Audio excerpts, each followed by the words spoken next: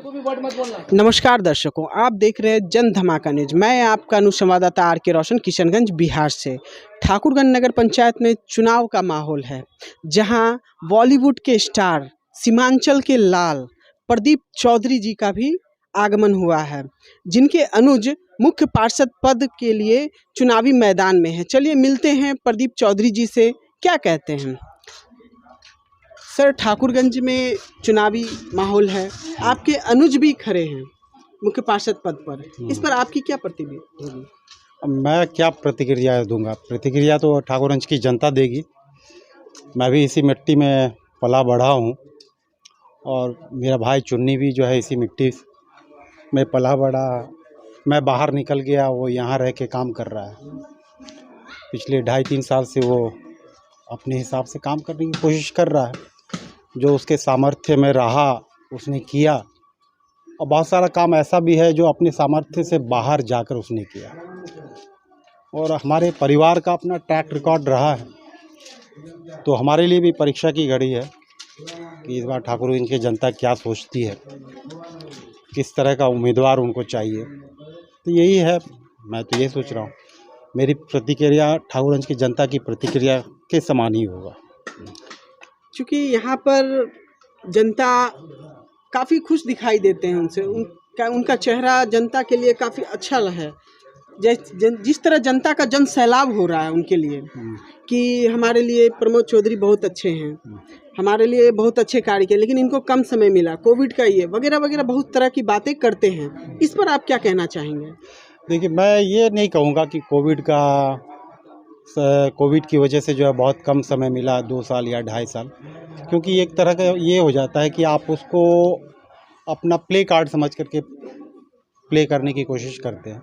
हमको जो समय मिला, ठीक है, 1.5 साल कोविड में निकल गया, बाद बाकी बचा 6 महीने या 1 साल जो बचा, उसमें हमारी जितनी शक्ति थी हमने काम किया।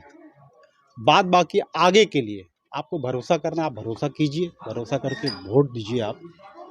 उसके बाद आप देखिए कि वो चुन्नी काम करता है या नहीं करता है। काम नहीं करता, आपके घर का बच्चा है, सबको डांटने का, कान पकड़ के हटने का हक है। यहाँ कोई दबंगई नहीं है, सबके लिए दरवाज़ा खुला हुआ है। तो मैं तो यही सोचता हूँ। क्या आप भी चुनावी मैदान में कूदेंगे अपने अनुज के लिए? नहीं, अनुज भाई है तो उसके लिए प्रचार तो करूँगा ही। पुराने लोग हैं या अपने जो भी संपर्क के लोग हैं उनसे मिलूँगा, अपनी चीज़ें कहूँगा। और बाद बाकी मुझे लगता है कि कहने के लिए कुछ ज़्यादा है नहीं। कहने के लिए ज़्यादा कुछ इसलिए नहीं है कि ठाकुरगंज के सारे लोगों को हमारा इतिहास पता है ना। मैं मुंबई में हूँ, छोटा भाई दिलीप वो पुणे में है, प्रमोद यहाँ है। बाबूजी का अपना एक इतिहास रहा है। बाबूजी भी समाज सेवक के रूप में ठाकुरगंज में काम किया, उनका भी बहुत सारा योगदान रहा है। लेकिन मेरा क्या है, मैं प्रत्यक्ष तौर पे क्या है, ठाकुरगंज में मेरा कोई योगदान नहीं रहा। हाँ, सांस्कृतिक तौर पे जो है मेरा जुड़ाव रहा ठाकुरगंज। जब भी मेरे किस्से कहानी जो भी मेरे एपिसोड्स आते हैं तो उसमें ठाकुरगंज की चर्चा होती है, ठाकुरगंज के लोगों की चर्चा होती है। तो इस तरह से मेरा योगदान रहा है।